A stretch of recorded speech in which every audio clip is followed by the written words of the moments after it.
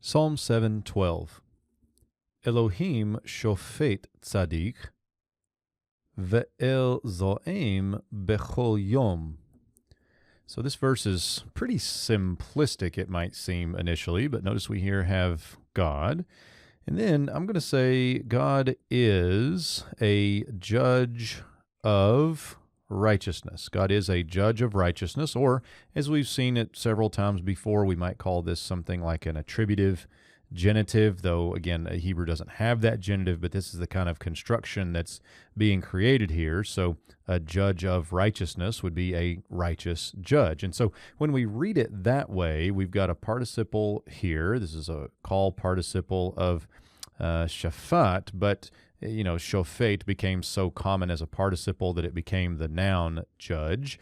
And so the construction, though, is notice we have God, then participle, then we have some kind of modifier.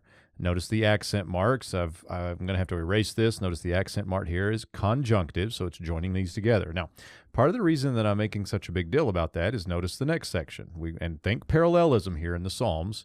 And God, here now the shortened form, but you can kind of see the parallel idea here. So God, now I want to do this, is, and follow this same structure. That's how, I think parallelism can work here, is one who is indignant or one who shows indignation.